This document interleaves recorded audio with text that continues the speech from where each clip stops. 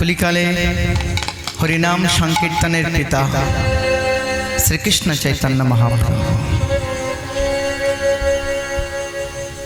অনাদির আদি গোবিন্দ রাধাকৃষ্ণ মিলিত তনু শ্রী বিগ্রহ প্রেম অবতার প্রেম কল্পতরু এহেন কলিকালের কলির মানবের জন্য অযাচিত ভাবে যা আমরা চিন্তা করতে পারি।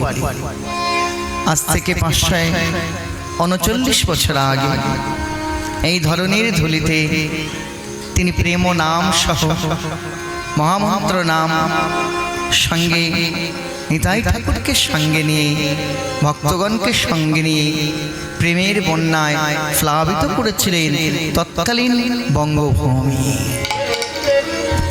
যে প্রেম কথা, যে হরিনাম সংকীর্তনের কথা, যে ভালোবাসার কথা তিনজন ভক্ত জানতে পারলেন।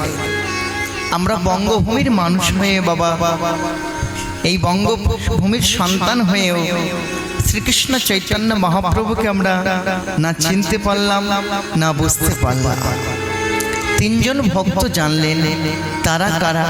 আমাদের পাশেই রাজ্য উড়িষ্যা প্রদেশের তিনজন ভক্ত, রায় রামানন্দ, স্বরূপ দামোদর আর একজন ভক্ত আছে যে ভক্ত মহাপ্রভুর খুব কাছে থাকতেন। আপনারা ভাবতে থাকুন একজনকে রাখলাম কেন, তার সম্পর্কে কিছু বলার জন্য। তো এই জগৎ সংসারে কৃষ্ণ প্রেমে প্লাবিত হওয়ার জন্য আজকের সারা বিশ্ব মেতে উঠেছে কম বেশি। আমরা মেতে উঠতে পারলাম না, জানি না কতটুকু মহাপ্রভুর প্রেমকে আমরা আশ্রয় করেছি। আসুন যে লীলাটি আপনারা শুনবেন, এই লীলাটি হলো বর্তমান আপনাদের মেদিনীপুরের একজন ভক্তের জীবন। যে ভক্তটি আজ থেকে 450 বছর আগে বাংলাদেশ পরিত্যাগ করে আধুনা বাংলাদেশ পরিত্যাগ করে এসেছিলেন ধারেন্দ্র গ্রাম, বর্তমানে পশ্চিম মেদিনীপুর গোপীবল্লভপুরে। সেই গোপীবল্লভপুরের একজন ভক্ত জীবনী আমরা শ্রবণ করব আজকে। কিভাবে তিনি বাবা মাকে পরিত্যাগ করে শ্রীধাম বৃন্দাবনে গিয়েছিলেন এবং রাধারানীর নূপুর করিয়ে পেয়েছিলেন, সেই অলক্ষণীয় আজকের লীলা ভক্ত কৃষ্ণ দাস। তার আগে আমার ভক্তিমতী মায়েদের কাছে একটা নিবেদন। মায়েরা সবাই ভালো আছেন? না একটু বারবার সবাই ভালো আছেন? রাধে রাধে। সবাই ভালো আছে? আমার বাবারা সবাই ভালো আছেন? বাবা রাধে রাধে। এই দেখুন আপনারা সবাই ভালো আছেন, বাবারাও ভালো আছে, খুবই ভালো লাগছে আজকের জানার জন্য এখানে আসা। তিনি হলেন কীর্তন জগতের সুনির্মল সুসুন্দর বক্তা, কীর্তন জগতের সুনামধন্য কীর্তনিয়াদের মধ্যে একজন, যার নাম আমি এখনই উপস্থাপন করছি, শ্রদ্ধেয় চিন্ময় কাসন্দি মহাশয়। তাঁর রাতুল চরণে আমার 100 কোটি দণ্ডবত। তিনি যদি আমায় না আনতেন আমি হয়তো আসতে পারতাম না। তবে ওনার আগে আমাকে আমার নামটি যিনি উপস্থাপন করেছিলেন ওনার কাছে, তিনি হলেন আমার বন্ধু, আমার মিত্র, বড় ইউটিউবার অমিত দা। তাই গৌর হরি বল, দক্ষিণ 24 পরগনারই ছেলে। রাধে রাধে। আসুন যে কথাটি জিজ্ঞাসা করছিলাম, আপনারা সবাই তো ভালো আছেন মা, কিন্তু আমার গৌরাঙ্গ মহাপ্রভু কতটুকু ভালো আছে আজ প্রভাতে ঘুম থেকে উঠে একবার জিজ্ঞাসা করেছিলাম বাবা? করেছিলাম না? করা হয়নি তাই তো মা? এই দেখেন, আপনারে আপনা চেনে, আপনকে যে ভুলে যায় সে তো আপন কভু নাহি রে। মহাপ্রভুকে আমরা এখনো মেনে নিতে পারলাম না, চিনতে হয়তো পারলাম। আমাদের মধ্যে বন্ধুত্ব, আত্মীয় স্বজন রাস্তায় দেখা হলে আমরা জিজ্ঞাসা করি, দাদা কেমন আছেন, বাবা কেমন আছেন, দিদি কেমন আছে? সত্যি কি আপনারা বললেন ভালো আছি? সত্যি ভালো আছেন তো? আদি দৈবিক, আদি ভৌতিক, আধ্যাত্মিক এই ত্রিতাপ জ্বালায় মানুষ জর্জরিত। আজ আমরা কি করে ভালো থাকি গো? কি বাবা, তাই তো? আমরা শুধু সম্পর্কের খাতিরে, আত্মীয়তার খাতিরে ভালো বলতে হয়, তাই শুধু ভালো বলতে হয় বলি, তা না হলে কিন্তু আমরা কেউই আখেরে ভালো নই। সবাই কোনো না কোনো এই ত্রিতাপ জ্বালার মধ্যে নিমজ্জিত হয়ে আছি, যা কাউকে আমরা বলতে পারছি না। একে অপরের মুখের দিকে তাকিয়ে আছি। বন্ধু,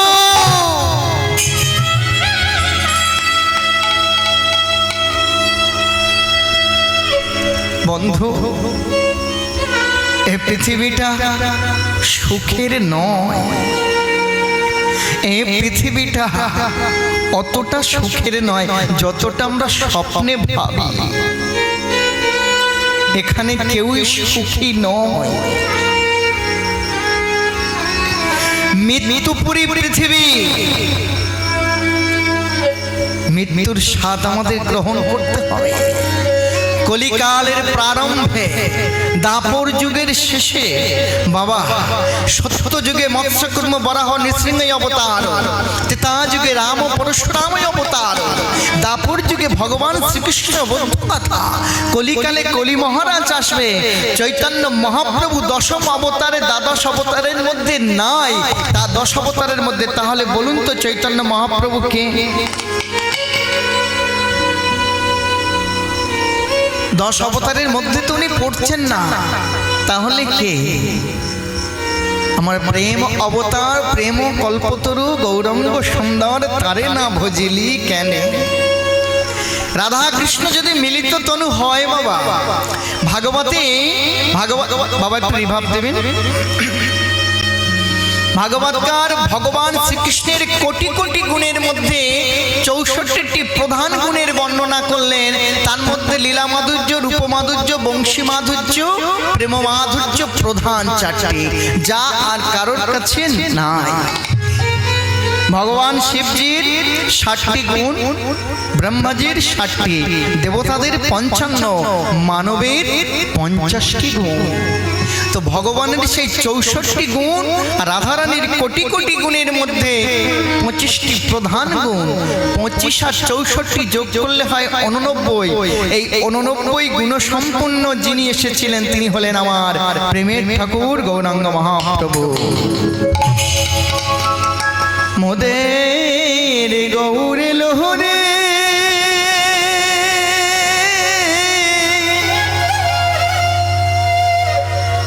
ওই না সোনার নদিয়া হলো ধ্বনি, শঙ্কের ধ্বনি, শব্দ শোনা যায় মোদের গৌরে লোরে, গৌরে লোরে।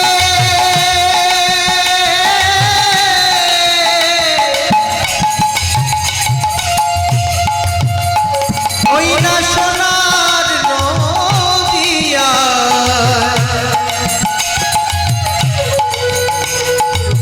হলো ধ্বনি, শঙ্কের ধ্বনি, শব্দ শোনা যায় মোদের গৌরে লোরে, মোদের গৌরে লোরে।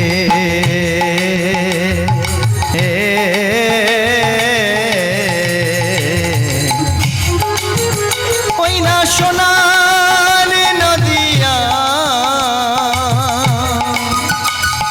হলো ধ্বনি, শঙ্কের ধ্বনি, শব্দ শোনা যায় মোদের গৌরে লোরে, গৌরে লোরে।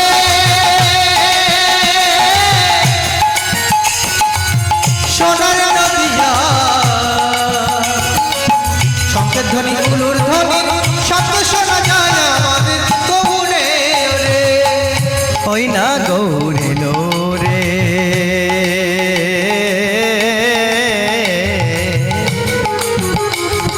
সোনার নদিয়া উলুধ্বনি শঙ্কের ধ্বনি শব্দ শোনা যায় মোদের গৌরে লোরে, মোদের গৌরে লোরে সোনার নদিয়া,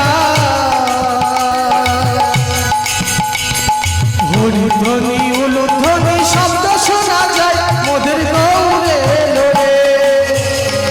শ্রীকৃষ্ণ চৈতন্য মহাপ্রভু প্রেমের কল্পতরু তোমার জগৎ সংসার ভুবন ভোলানো হরে কৃষ্ণ মহামন্ত্র নাম দিয়ে তিনি এসেছিলেন। ভুবন ভোলানো যে নাম গাইলে, যে নাম করলে মানুষ তিতাব জ্বালা থেকে মুক্তি হয়ে যায় কিছুক্ষণের জন্য হলে। যে নাম যদি করার মতো করা যায় একা একা বসে নিরজনে, প্রেম দিয়ে যদি একবারে ডাকা যায় শ্রীকৃষ্ণ চৈতন্য মহাপ্রভু, এ সংসারে যত দুঃখ আছে ক্ষণিকের জন্য সেই দুঃখ ম্লান হয়ে যায়। আজ থেকে প্রায় 450 বছর আগে আধুনা বাংলাদেশ কপোতাক্ষ নদীর একেবারে তীরেতেই বসতি ছিল একটি পরিবার। বাবার নাম কৃষ্ণ মণ্ডল, মায়ের নাম দুরিকা দেবী। অদিষ্টের লিখন নদীর ধারে বাস, ভাবনা চিরমাস। তাই নদীর ধারে বসতি, প্রত্যেক দিন ভগবানকে সেবা দিতেন, অর্থাৎ গোপালকে সেবা দিতেন। আপনারা অনেকেই গোপালকে সেবা দেন, তাই গৌর হরি বল, রাধে রাধে। আর তার উপর তো মেদিনীপুর খুবই একটি নাম করা জায়গা। সারা ওয়েস্ট বেঙ্গল ঘুরলে শিক্ষার যদি আমরা পার্সেন্ট দেখি, সেখানে মেদিনীপুর সর্ব উপরে আছে। ধন্য আপনারা, আপনাদের এখানে অনেক রথী মহারথী জন্মগ্রহণ করেছেন। স্বাধীনতা সংগ্রামে থেকে আরম্ভ করে ভক্তও জন্মগ্রহণ করেছে। দুর্ভাগ্য আমরা হয়তো তাদেরকে অনেকেই ভুলতে বসেছি। রাধে রাধে। তবে আপনাদের মেদিনীপুরের একটি বৈশিষ্ট্য আছে, যে বৈশিষ্ট্যটি সাধু মুখে শোনা। কি না, পূর্ব কিংবা পশ্চিম মেদিনীপুরে আর যাই হোক না কেন বাবা, আমরা অন্যান্য ডিস্ট্রিক্টে তো গিয়েছি, হ্যাঁ, আপনাদের এখানে সব থেকে একটি বড় বৈশিষ্ট্য হলো প্রত্যেক বাড়িতে আর কিছু থাকুক আর নাই থাকুক, সুন্দর করে একটি তুলসী মঞ্চ আছে আছে। তাই গৌর হরি বল। আরেকটি বৈশিষ্ট্য আপনাদের, দুটি বৈশিষ্ট্য প্রধান। আরেকটি কি না, মেদিনীপুরের বেশিরভাগ বাড়িতে, 90% বাড়িতে শ্রীকৃষ্ণ চৈতন্য চরিতামৃত,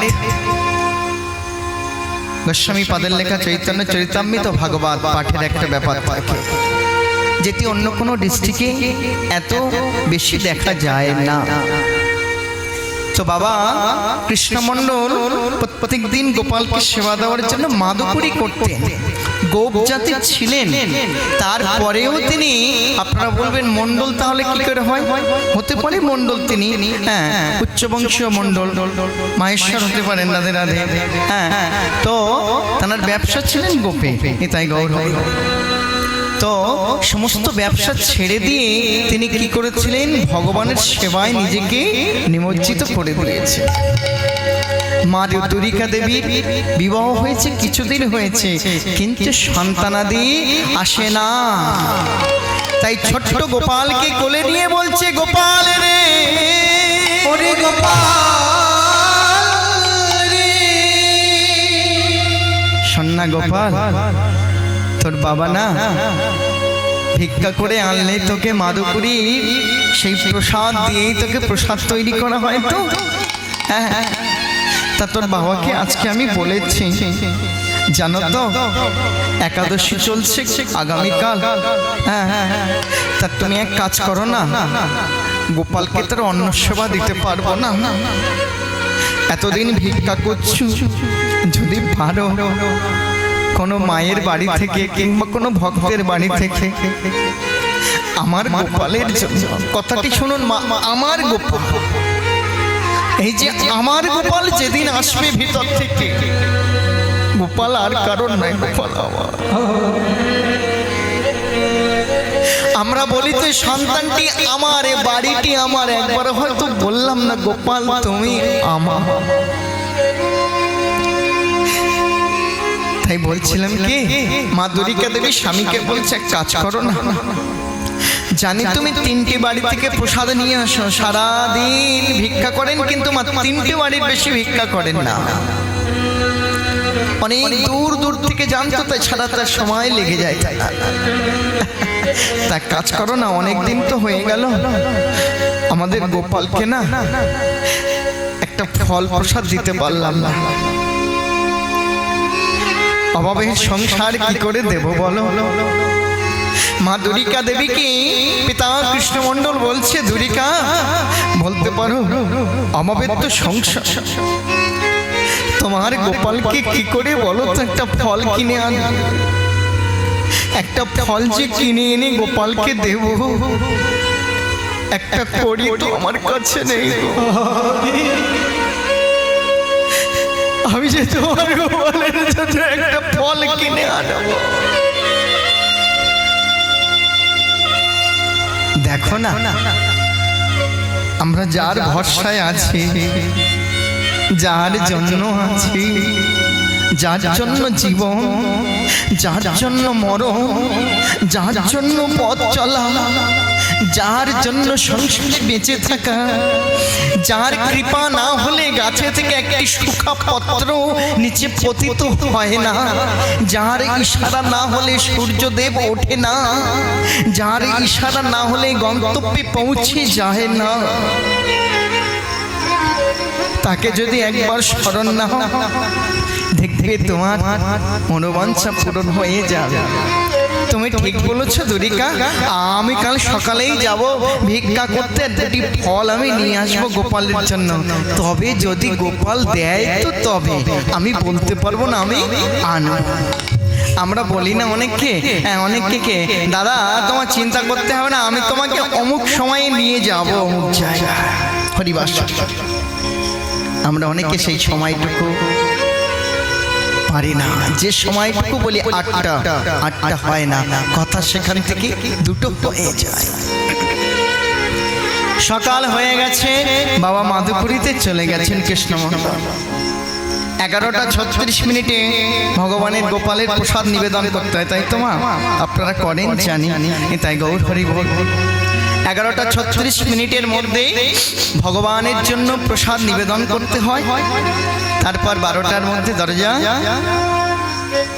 বন্ধ হয়ে যায়, বেশিরভাগ ক্ষেত্রে নেই, তাই গৌর হরি বল। তা গোপালের জন্য প্রসাদ আনতে গিয়েছেন, 11:36, 12টা বেজে গেছে, ওদিকে বাবা আসছে না, 1টা বেজে গেছে, বাবা আসছে না। মা দুর্গা দেবী একবার পথের দিকে তাকায়, আর একবার মন্দিরে এসে গোপালকে বলে, গোপাল আর কিছুক্ষণ অপেক্ষা কর, তোর বাবা আসলেই তোকে সেবা দেব। মা অনাদিরাধি গোবিন্দ মা যখন ছোট ছিলেন বৃন্দাবনে মা যশোমতীর কোলে, বাবা যখন তিনি গোষ্ঠে যেতেন, সকালবেলা খেলতে যেতেন,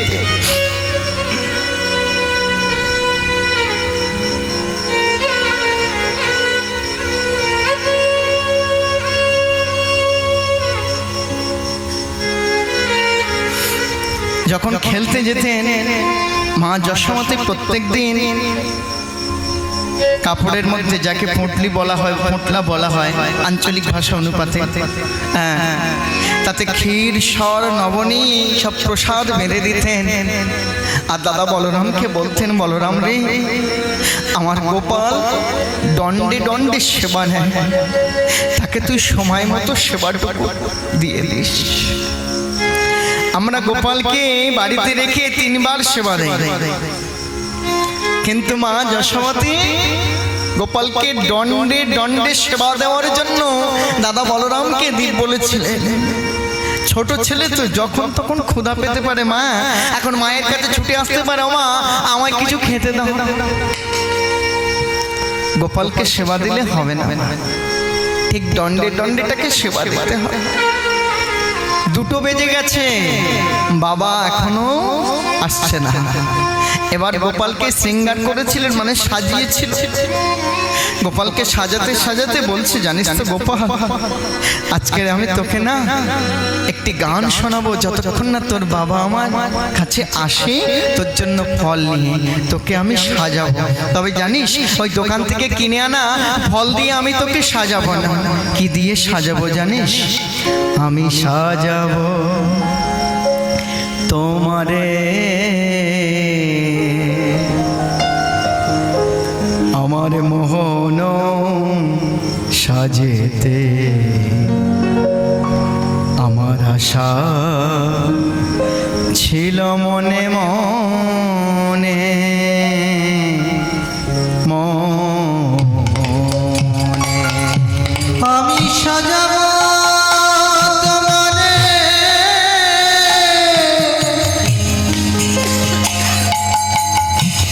মোহন সাজে,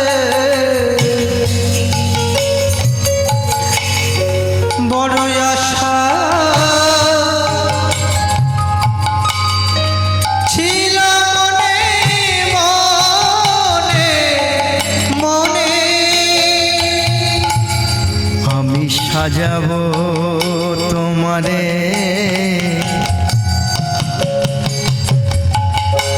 আমার মোহন সাজেতে, আমার আশা ছিল মনে মনে মনে। আমি সাজাবো তোমারে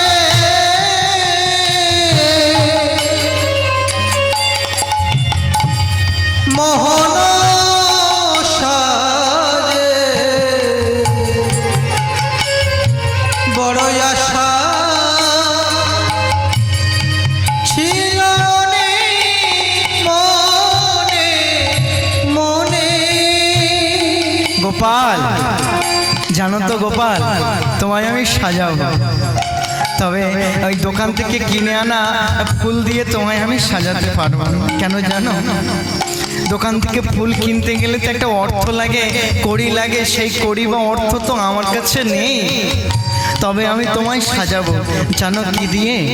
মিশাইয়া আমার ভকেতে চন্দনে,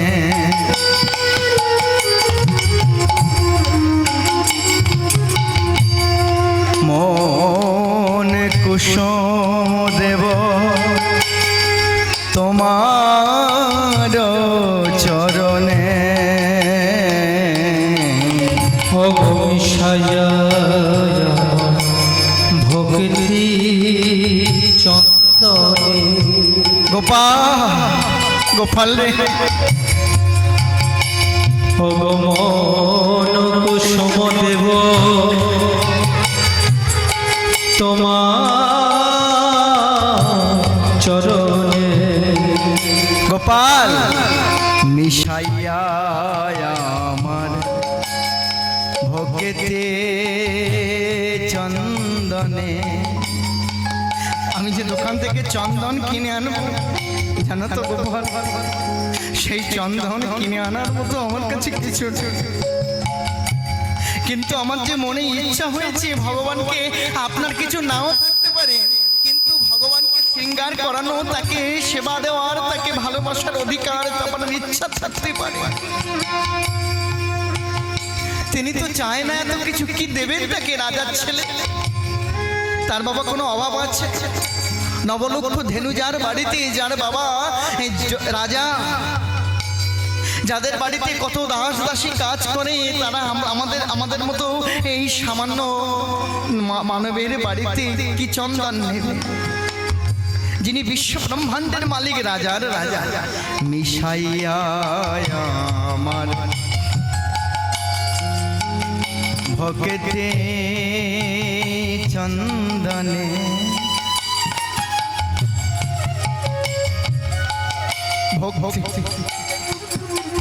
গোপাল, গোপালকে সেবা দেওয়ার একমাত্র পথ হলো ভক্তি। মনে কুসুম দেব তোমার চরণে মিশাইয়া ভক্তি চন্দনে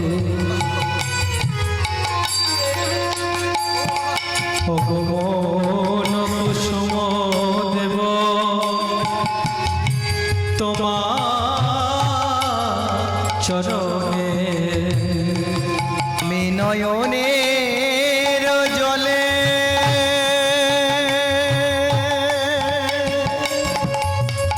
ধোয়াব তোমার শুধু আশা ছিল মনে মনে মনে আমি সাজাবো তোমারে তাই গৌর হরি বল হরি বল মোহন সাজে বড় আশা ছিল মনে মনে মনে আমি সাজাবো তোমারে মোহন সাজে বড় আশা আশা ছিল মনে মনে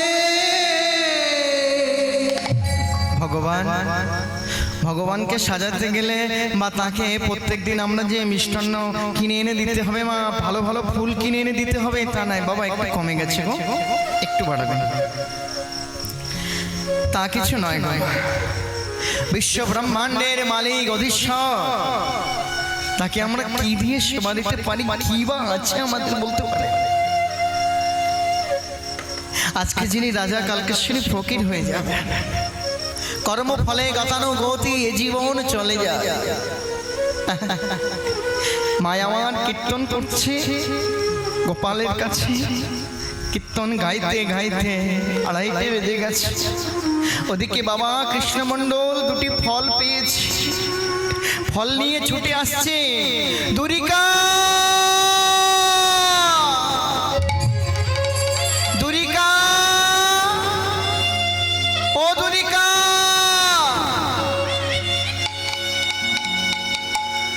দুরিকা জানো তো বড় দেরি হয়ে গেল, তোমার গোপালকে আমি সেবা দেওয়ার সময় মতো পৌঁছাতে পারলাম না, তার জন্য তুমি আমায় ক্ষমা করে দিও। বড় দেরি হয়ে গেছে, তুমি তাড়াতাড়ি করে আমাকে দাও, যখন এসেছো তখনই সেবা দিতে হবে, কেন যখনই তুমি পাঠিয়েছো ভগবান এ ভবেতি তখনই তোমার সেবা দেব। হ্যাঁ, ওদিকে এক ঘটনা ঘটেছিল, আপনারা যখন জানেন কালিয়া দমন যখন করতে গিয়েছিলেন ভগবান, তো সেই কালিয়া দমনের পরে কালিয়া কে জিজ্ঞাসা করেছিলেন, হ্যাঁ রে কালিয়া না আমায় তুই বুঝতে পারিস, আমাকে তোর যত গরল ছিল সেই বিষ দিয়ে তুই আমাকে এমন করে সেবা দিলি। কালিয়ানক সেদিন বলেছিলেন, প্রভু বলো তো আমার বদনে তুমি বিষ ছাড়া কি দিয়েছ, বলো না। তুমি আমাকে বিষ দিয়েছিলে বলেই তো আমি তোমাকে বিষ দিয়েছি। আমার কণ্ঠে যদি তুমি বিষ ছাড়া গরল ছাড়া যদি মধু দিতে না, আমি তোমাকে মধু দিয়েই সেবা দিতাম। বৃন্দাবনে গোষ্ঠী থেকে ফেরার কালে গাভী বৎসগণ কি করতেন, আমার গোপালের অঙ্গ ক্লান্তি দূর করার জন্য জিহ্বা দিয়ে চেটে চেটে দিতেন। শ্রীকৃষ্ণ চৈতন্য চরিতামৃতে গোস্বামীপাদ কলম দিয়েছিলেন, সেই গাভী বৎস যখন চেটে দিচ্ছেন তো বলছেন ভগবানের অঙ্গক্রান্তি তো খুব নরম, হ্যাঁ, তো সেখানে ভগবানের লাগছে। পদকর্তা এক জায়গায় দাঁড়িয়ে বলছে, ওগো তোমরা যে চেটে দিচ্ছ গাভী বৎসগণ, আমার ভগবানের লাগছে না। সেই গাভী বৎসগণ বলেছিলেন পদকর্তাকে, ওগো ভগবান আমাদের যেমনটুকু দিয়েছে, আমাদের জিহ্বাতে কাঁটা যেমন দিয়েছে, কর্কশ দিয়েছে, তাই দিন তো সেবা দেবো, আমাদের তো তেমন কোনো মসৃণতা দেয়নি। ঠিক তদ্রূপ এই সংসারে তুমি আমায় যেমন দিয়েছো তোমাকে আমি তাই দিয়ে সেবা দেব। হতে পারে অনেকেই রাজার রাজা থাকতে পারে, অনেকে অনেক কিছু দিয়ে তোমার সেবা দিতে পারে, সোনার থালিতে দিতে পারে, রূপোর থালিতে তোমার সেবা দিতে পারে, কিন্তু আমার বাড়িতে সোনার রূপো কিছু নেই, মাটির একটা থালা থাকতে পারে। আপনার বাড়িতে সেই মাটির থালার জন্য যাবে। দুর্যোধন সাজিয়ে রেখেছিলেন ভগবানের জন্য, সেবার জন্য। যে দুর্যোধন তুমি অহংকার মঞ্চে দাঁড়িয়ে আমার ভগবানকে তুমি নিমন্ত্রণ দিয়েছিলে, যেহেতু বেয়াই হয়তো ভগবান কৃষ্ণের ছেলের সঙ্গে দুর্যোধনের কন্যার বিবাহ হয়েছিল। রাধে রাধে। হ্যাঁ, তা তুমি একদিন আমার বাড়িতে আসবে, তোমার নিমন্ত্রণ থাকলেও তোমাকে সেবা কাকে বলে সেবা দেব। দুর্যোধনের বাড়িতে সেবা নিতে যায়। সেবা যখন নিতে গেল, বিদুরের বাড়িতে সেবা নিতে গেল। মা বিদুরানী ভগবানকে দেখে ঘরেতে তেমন কিছু ছিল না, সুপক্ষ কদলি ছিল, সেই কদলির শ্বাসটুকু বাদ দিয়ে খোসাটুকু দিয়েছিল। তাতে ইহানো ভগবান পরম কৃষ্ণ দয়াময় বিশ্ব ব্রহ্মাণ্ডের মালিক চোখের জল দিয়ে তাই তিনি সেবা নিয়েছিলেন। একবারও বলেনি মা তুমি আমাকে গলার খোসাটুকু দিচ্ছ শ্বাসটুকু বাদ দিয়ে, তুমি আমাদের যেমন করে সাজিয়েছো তোমাকে তো তাই দেবো বলো। যে সময় পাঠিয়েছে আমি তো সেই সময় সেবা দেব। কৃষ্ণমণ্ডল বাবা সেই ফল দুটি নিয়ে মায়ের হাতে দিলেন। মা তাড়াতাড়ি করে প্রসাদ করে ভগবানকে দিলেন। নিবেদন হয়ে গেল, কিন্তু নিজেদেরও তো পেতে হবে, সারাদিন তো কিছু খাওয়া নেই। ভগবানের প্রসাদের পরে আমরা সবাই জানি নিবেদন করার পরে যে প্রসাদটুকু আমরা পাই সেটি হয় মহা প্রসাদ। এই জন্য বলা হয় যে প্রসাদভোজী হওয়ার একটা ব্যাপার থাকে। তবে এই জন্মে না হয় অন্য জন্মে প্রসাদভোজী আমরা হতে পারবো। যতটা পারবেন, আমরা কেউ সেই জায়গা থেকে আসেনি যে আমি এটুকু বলবো না বাবা যে আপনারা মাছ মাংস পরিত্যাগ করুন আর নিরামিষ খান না, সে পক্ষপাতী নয়। আপনি ভগবানকে ডেকে যান, যেদিন আপনার মন সায় দেবে, যেদিন আপনার হৃদয় থেকে বলবে ওগো ওটি আর খেও না, ওটি বাদ দিয়ে ওটি গ্রহণ করলে শরীর নিতে পারছে না, আর হয়তো সেবার অধিকারী হতে পারছে। এমন দিন যেদিন আসবে আপনার সেদিন পরিত্যাগ করে দেবে। ভোগের স্প্রিয়া না থাকলে ত্যাগের মহিমতা আসে না। ভোগের ইচ্ছা থাকলে ত্যাগ আসে, ত্যাগের ইচ্ছা থাকলে ভোগ বেড়ে যায়। এটাই গৌর হরি। তাজ মা দ্বারিকা দেবী সেই প্রসাদ নিয়ে দুই লোকের সেবা নিয়েছে। হ্যাঁ গো, ঘরটা তো ভালো না, তা গোপালকে তো ঘুম পাড়িয়ে দিতে হবে। মা কি গো বলে, হ্যাঁ তা ঠিক, তুমি এক কাজ করো, গোপালকে ঘুম পাড়িয়ে দাও, আমি যতটুকু পারছি একটু খড়টুকু দিয়ে ভালো করে ছেয়ে দেব। কেন আকাশ মেঘ করেছে, যে কোনো সময় বৃষ্টি আসতে পারে। আমার রাত 2টো বেজে গেছে, আকাশে মেঘ জমে গেছে, 3:30 বেজে গেছে, নদীতে বাঁধ। ভোর 4টের সময় নদীর বাঁধ ভেঙে গিয়ে গ্রামে জল ঢুকতে থাকলো। বাঁচা কে আছো কে আছো কে আছো বাঁচা বাঁচা বাঁচা। দুরিকা দুরিকা, এই যে এখনই আমাদেরকে গ্রাম ছাড়তে হবে, বাঁধ ভেঙে গেছে, জলের পর জল আসছে। কিন্তু আমার গোপালকে তাড়াতাড়ি করে কোলে তুলে বুকে জড়িয়ে ধরে সহধর্মিনীর হাতটি ধরে নিয়ে বাংলাদেশ পরিত্যাগ করলেন পিতা কৃষ্ণ। জানি না কত যে ব্যথা তোমারই চরণে হবে,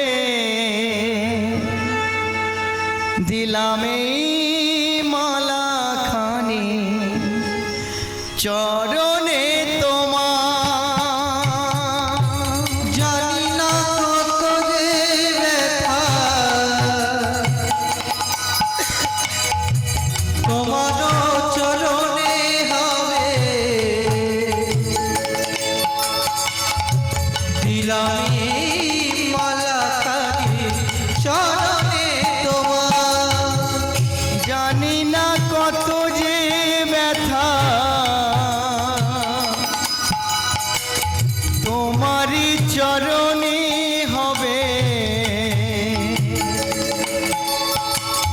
দিলাম এই মালা খানি চরণে তোমার।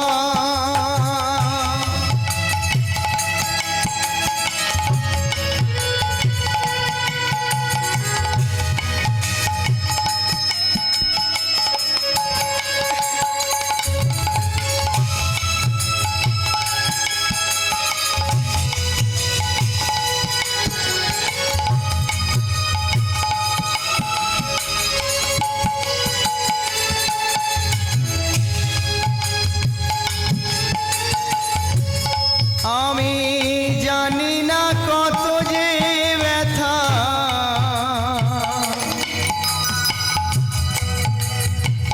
তোমারই চরণে হবে, দিলাম এই মালা খানি চরণে তোমার। দয়াময় দয়াময়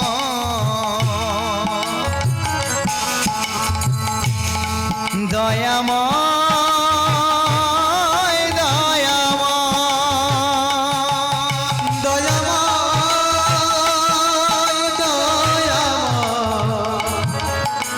দয়াময়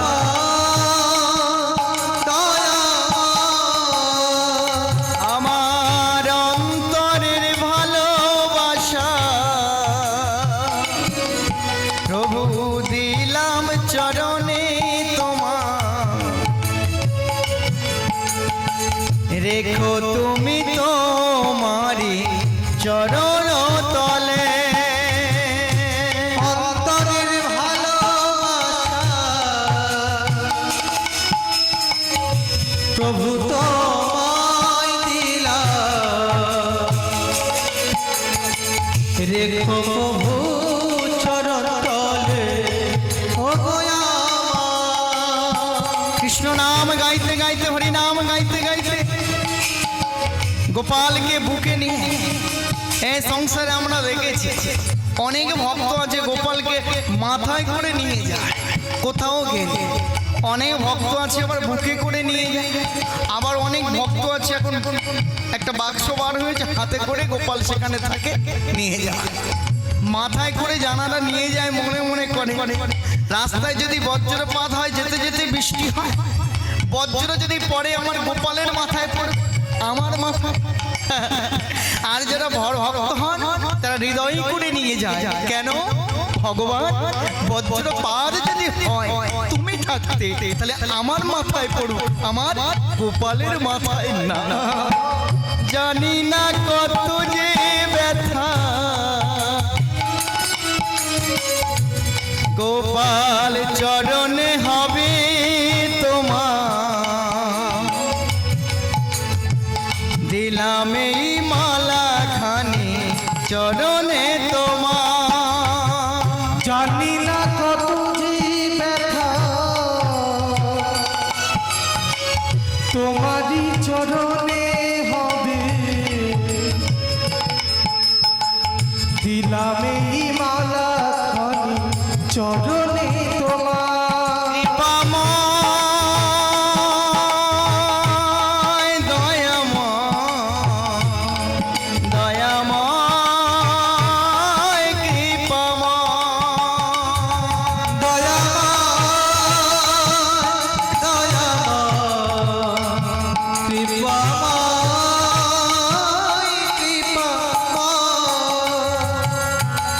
হরিনাম গাইতে গাইতে বাংলাদেশ পরিত্যাগ করলেন বর্ধমান, বর্ধমান থেকে হুগলি, হুগলি থেকে হাওড়া জেলা, হাওড়া জেলা থেকে মেদিনীপুর, মেদিনীপুর থেকে উড়িষ্যা প্রদেশ।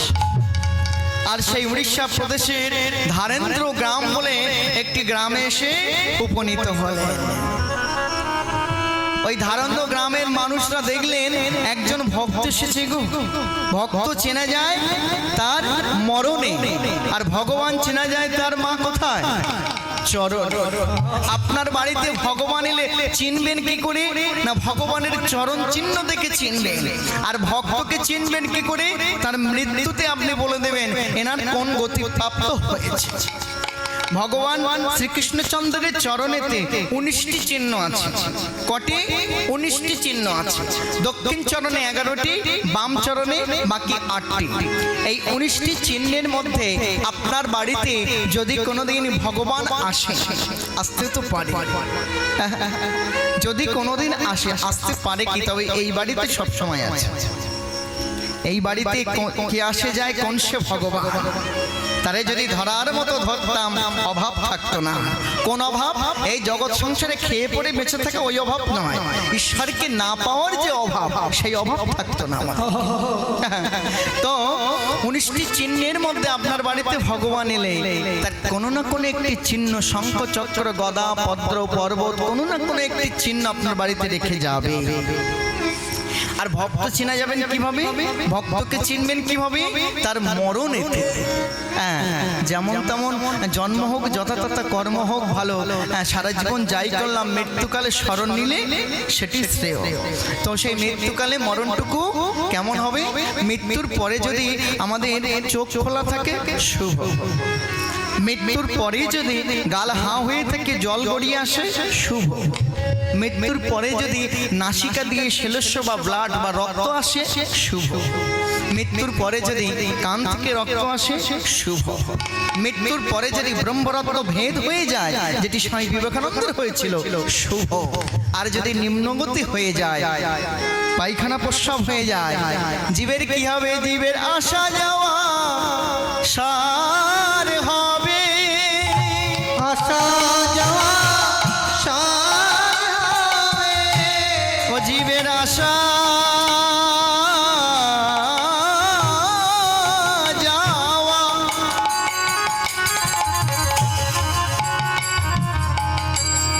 ওই না সার হবে। ও জীবের আসা আসা যাওয়া সার হবে। ও জীবী কেন আসে, ও সে জানে না রে। ও আসা যাওয়া সার হবে। ও জীবী কেন আসে জানে না রে। ও আসা যাওয়া সার হবে। বারে বারে জীবী আসে আর চলে যা। আসা যাওয়া সার হবে। কেন আসে সে জানে না রে। ও আসা যাওয়া সার হবে।